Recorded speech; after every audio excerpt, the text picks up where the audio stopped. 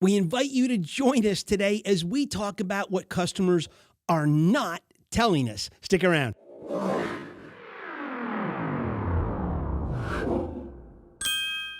Mr. SimpleBiz guy, let's start the show. Hello, everybody, and thank you so much for tuning into the first episode of Season 5 with SimpleBiz360 podcast. We have been at this since mid-October 2019 at the wonderful home of Half Coast Studios. Matt Parker behind the window at the boards.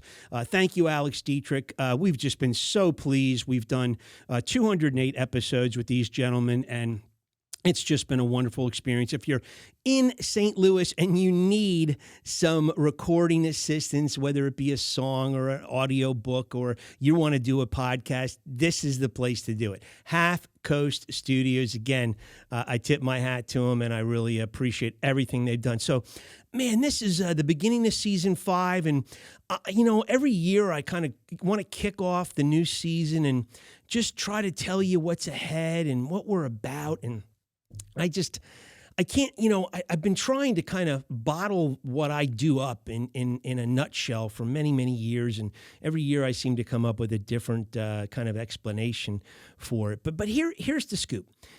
In a nutshell, we chase the things that customers don't tell us.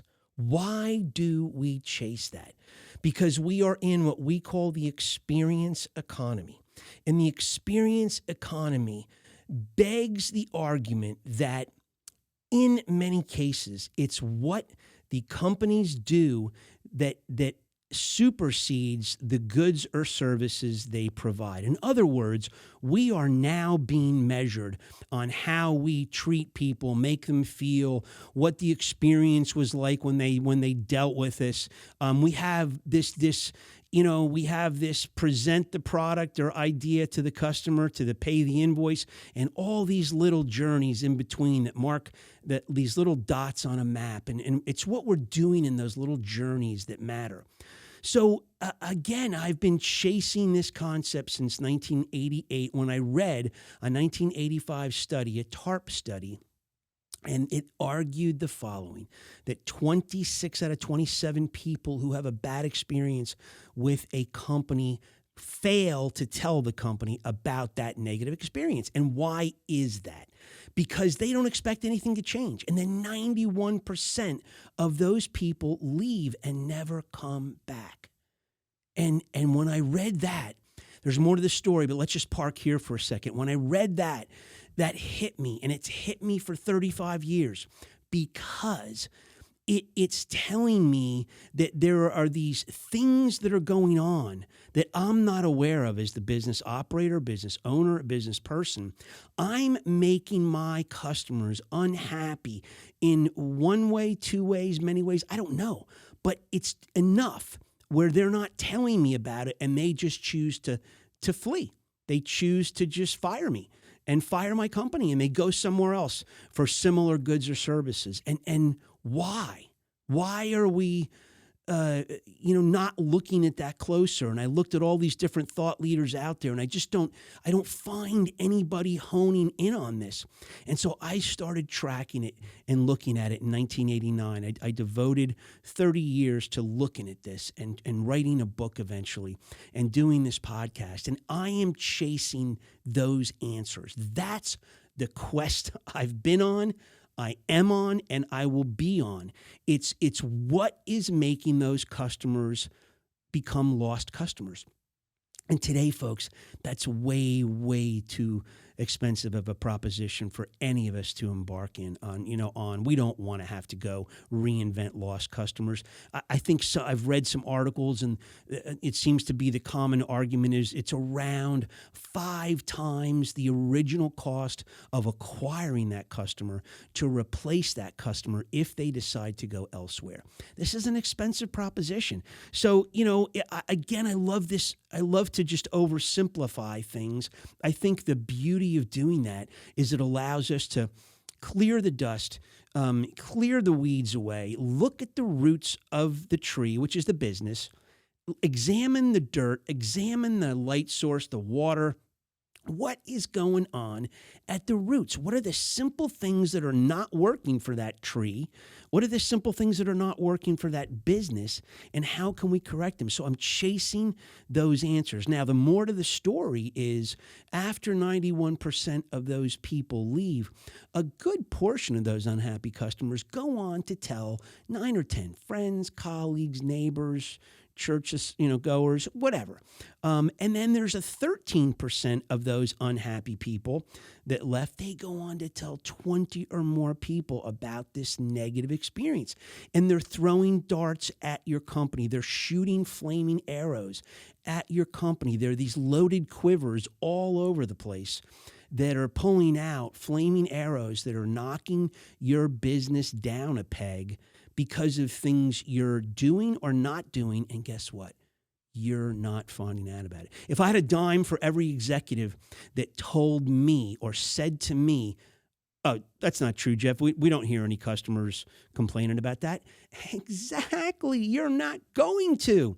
They're not going to say anything. And so here's what this podcast is all about. As we chase that, we chase the answers for why customers leave. We chase for the answers as to what's causing those customers to be unhappy. And our argument is this: let's get in front of it. We don't need the customers to articulate it out of their own mouths every time we're making some mistakes. We should be smart enough. We should have enough history behind us. We should have enough in our business files to figure out on our own what we're doing right, what we're doing wrong, and what we need to change. And that is what this podcast is all about, is to try to enable you to ask questions as a listener in the audience. We're going to ask questions that you can rub your chin about, you can think about. We are going to want you to pontificate in your own mind as you drive 60, 120 miles where you're just thinking, or if you're at a lake or on a park bench or your favorite chair and you're in your basement or you're outside in the hammock and you're just trying to think about what can I do differently that would not irritate customers. And that's what our focus is. So if you see this graphic on behind us, this is kind of what it is, right? As business people, we understand the wants and the needs, but this podcast takes it one step further and we say, hey, what do the customers deserve? What are they wanting that they're not articulating, that if we don't provide it, drives them away from us and they go to a competitor? What can we do to give the customers what they deserve so that they come back and say, job well done, I love your company, love the way you guys handle things, want to refer you to other people, want to give you repeat business? That's what we're all about. So if you want to take that journey with us, it's a short journey every week. We've been in this 3 business tips in 5 minutes series for a while. We'll continue that vein. Aside from this show and the close to season 4, we're going to try to hop on that 5-minute train consistently. Again, if we deviate, we deviate, but we'll be close to 5 minutes, I assure you. So we just invite you, hop along for the ride. We talk about things that you're not hearing in many other sectors of the social media world. So again, we would just love to have you on board for every week. We love to share. We love to pay things forward. Most of these things are not my observations or theories, or it's things I've learned. It's things I've tested. But I am focused on trying to uncover, using all that pay it forward advice that third-party advice that I've acquired over my 35-year career and situational observation, and I'm trying to pay it forward in the form of questions and thought-provoking statements and concepts and mindsets that maybe we just haven't given thought to. So, any rate, that's kind of what we're all about. We hope you can stick around for the ride. And we end every show, we always do, with what we call a Lost in the Shuffle track. And basically, it's it's kind of a rock and roll tune that has some significance in our lives. We loved it, or it's kind of been tucked away in the lost archives, and we haven't heard it for a while. And we kind of bring it to light. I love the British invasion years, and I love some cool bands like the Allman Brothers and Traffic as well. So, at any rate, what we do every week is we post this song on the YouTube experience. We post it up in the upper right-hand corner. It's a little, you'll see it says Lost in the Shuffle. It appears for a couple seconds, 5 seconds, whatever it is, and then it goes away, and we have to put it up there kind of like 30 seconds before the end of the show. So and the song link is always then in the show notes if you want to go to the YouTube show notes, and then it's always on our website, which is where we live. It's SimpleBiz360.com, SimpleBiz360.com. So, you can find all the podcasts from season 1 up through now. You can find even the song links to the rock and roll Lost in the Shuffle tracks too, which is pretty cool. So today we're going to dip back into, I believe it was 1971, 5-man electrical band. I believe they were out of Canada, and they did a song called Signs. Yes, we too are looking for the signs customers are sending us, just not telling us. And we're looking for those signs where they're irritated and dissatisfied, and we want to fix that. So enjoy the tune, Signs, 5-man electrical band, 1971. We will see you in 168 hours.